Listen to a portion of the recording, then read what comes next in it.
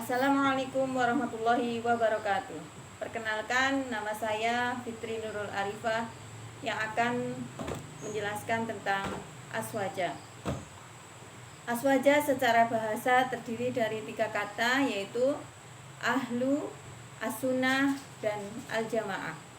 Kata ahlu diartikan sebagai keluarga, komunitas, atau pengikut.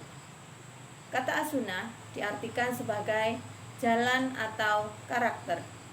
Sedangkan kata al-jamaah diartikan sebagai perkumpulan. Arti as-sunnah sendiri secara istilah adalah segala sesuatu yang diajarkan oleh Rasulullah Muhammad SAW, baik berupa ucapan, tindakan, maupun ketetapan. Sedangkan al-jamaah bermakna sesuatu yang telah disepakati komunitas sahabat Nabi pada masa Rasulullah Muhammad SAW dan pada era pemerintahan Khulafaur Rasyidin, yaitu masa sahabat Abu Bakar, Umar, Utsman, dan Ali. Dengan demikian, Ahlus Sunnah wal Jamaah adalah komunitas orang-orang yang selalu berpedoman kepada sunnah Nabi Muhammad SAW dan jalan para sahabat beliau, baik dilihat dari aspek akidah, agama, amal-amal lahiriah, atau akhlak hati. Jamaah mengandung beberapa pengertian, yaitu kaum ulama atau kelompok intelektual, golongan yang terkumpul dalam suatu pemerintah yang dipimpin oleh seorang amir. Golongan yang di dalamnya terkumpul orang-orang yang memiliki integritas moral, akhlak, ketaatan, keimanan yang kuat. Golongan mayoritas umat muslim dan sekelompok sahabat Nabi Muhammad SAW. Di Indonesia, yang lebih dominan adalah mengikuti Imam Asy'ari dalam aspek akidah, Imam Syafi'i dalam aspek fikih, dan Imam Ghazali dalam aspek tasawuf. Karya-karya mereka digaji di pesantren, madrasah, majelis taklim, masjid, musola, dan lain-lain. Imam Asy'ari terkenal dengan kemampuannya menggabungkan dimensi rasionalitas Mu'tazilah karena lama menjadi pengikut Mu'tazilah dan tradisionalitas Jabariyah fatalistik.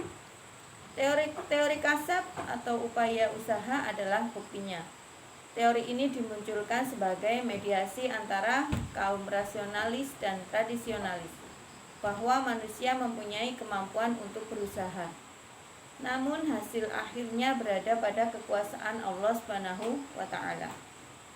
Di Indonesia ada Islam Ahlus Sunnah wal Jamaah An-Nahdiyah yang mempunyai ciri khas dan yang paling menonjol adalah tawasud, ta'adul, dan tawazun. Tawasud berarti pertengahan, maksudnya menempatkan diri di antara dua kutub dalam berbagai masalah dan keadaan untuk mencapai kebenaran serta menghindari keterlanjuran ke kiri atau ke kanan secara berlebihan. Sedangkan ta'adul adalah berarti tegak lurus, tidak condong ke kanan dan tidak condong ke kiri. Artinya juga berlaku adil, tidak berpihak kecuali kepada yang benar dan harus dibela. Sedangkan tawazun artinya keseimbangan, tidak berat sebelah, tidak berlebihan terhadap sesuatu unsur atau kekurangan unsur yang lain. Tawasud, itidal, dan tawazun ini adalah beberapa ungkapan yang memiliki arti yang hampir berdekatan atau bahkan sama. Oleh karena itu, 3 ungkapan tersebut disatukan menjadi satu wasatiyah.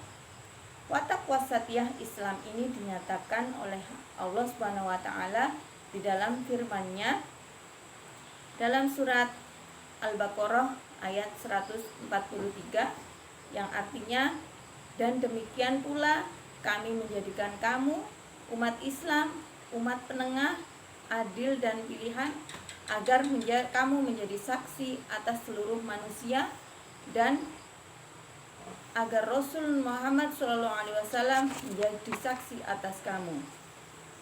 Nabi Muhammad SAW sendiri menafsirkan kata wasatoh dalam firman Allah di atas dengan adil, yang berarti fair dan menempatkan sesuatu pada tempatnya. Perubahan fatwa karena perubahan situasi dan kondisi dan perbedaan psikologi seseorang, serta perbedaan penetapan hukum karena perbedaan kondisi dan psikologi seseorang adalah adil. Selain ayat di atas, ada beberapa ayat dan hadis yang menunjukkan watak wasatiyah dalam Islam. Misalnya dalam firman Allah Subhanahu wa taala surat Al-Isra ayat 29 yang artinya, dan janganlah kamu jadikan tanganmu terbelenggu pada lehermu, dan janganlah kamu terlalu mengulurkan, karena itu kamu menjadi tercela dan menyesal. Dalam firman yang lain disebutkan dalam surat Al-Isra ayat 110 yang artinya, dan janganlah kamu mengeraskan suaramu dalam sholatmu, dan janganlah pula merendahkannya, dan carilah jalan tengah di antara kedua itu. Jadi sebaik-baik persoalan yang disebutkan dalam hadis bahwasanya sebaik-baik persoalan adalah sikap-sikap moderat. Demikian apa yang bisa saya sampaikan terkait aswaja. Atas kelebihan dan kekurangannya kami sampaikan mohon maaf yang sebesar-besarnya. Akhirul kalam, wassalamualaikum warahmatullahi wabarakatuh.